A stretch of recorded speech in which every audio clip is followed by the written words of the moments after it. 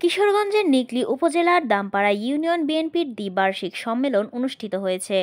কিশোরগঞ্জ সংবাদদাতা জানান, শুক্রবার বিকেলে নিকলী উপজেলার দামপাড়া ইউনিয়ন কারার মাহতাবউদ্দিন উচ্চ বিদ্যালয় মাঠে শেখ মুজিবুর রহমান ইকবালের নেতৃত্বে এই সম্মেলন অনুষ্ঠিত হয়। দামপাড়া ইউনিয়ন বিএনপির সভাপতি ইঞ্জিনিয়ার আলী হোসেনের সভাপতিত্বে প্রধান অতিথি হিসেবে উপস্থিত ছিলেন বাজিতপুর উপজেলা বিএনপির আহ্বায়ক, জেলা বিএনপির সহসভাপতি ও কেন্দ্রীয় নির্বাহী কমিটির সদস্য শেখ মুজিবুর রহমান ইকবাল, হাশিমউদ্দিন মাস্টার ও সাইফুল ইসলামের সঞ্চালনায় বিশেষ অতিথি হিসেবে উপস্থিত ছিলেন হাজী ইসমাইল মিয়া, সাংগঠনিক সম্পাদক কিশোরগঞ্জ জেলা বিএনপি, অ্যাডভোকেট মোহাম্মদ বদরুল মোমেন মিঠু, আহ্বায়ক নিকলী উপজেলা বিএনপি ও যুগ্ম সাধারণ সম্পাদক কিশোরগঞ্জ জেলা বিএনপি, বীর মুক্তিযোদ্ধা অ্যাডভোকেট মোহাম্মদ মানিক, ১ নং যুগ্ম আহ্বায়ক নিকলী উপজেলা বিএনপি, বাবু তাপস সাহা অপু, যুগ্ম আহ্বায়ক নিকলী উপজেলা বিএনপি, মনিরুজ্জামান মনির, সদস্য সচিব বাজিতপুর উপজেলা বিএনপি সহ অন্যান্য নেতৃবৃন্দরা। আলোচনা সভায় প্রধান অতিথি গ্রামগঞ্জ, শহর ও বন্দরের সকল বিএনপি নেতা কর্মীদের ঐক্যবদ্ধ থাকার আহ্বান জানান।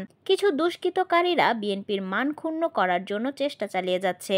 ফ্যাসিবাদ সরকারের আমলে কোনো অধিকার পায়নি বিএনপি। ১৬ বছর পর ছাত্রদের আন্দোলনের কারণে বিএনপি নতুনভাবে স্বাধীনতা পেয়েছে কথা বলার জন্য। এ সময় আরও উপস্থিত ছিলেন নিকলী বাজিতপুরের ২ উপজেলার বিএনপি সহ তার অঙ্গ সহযোগী সংগঠনের নেতাকর্মীগণ। ১৭ বছর যাবৎ আমরা এই স্বৈরাচার পতনের লক্ষ্যে আন্দোলন সংগ্রাম করে যাচ্ছি। স্বৈরাচার সরকার আমাদের বহু ভাই বোন, বাবা, চাচা, ফুফা, মামাদের গুম করেছেন। যাদের বাবা খুন হয়েছে তাদের সন্তানেরা কলিং বেল টিপলেই মনে হয় তার বাবা ঘরে ফিরেছে, দৌড়ায় দরজা খুলে দাঁড়ায়, মনে হয় এক্ষুনি বুঝে তার বাবা ঘরে ফিরতেছে। বহু মা তার সন্তানের জন্য এখনো জানালার দিকে তাকিয়ে আছে, বুধই তার সন্তানকে সে ফিরে পাবে।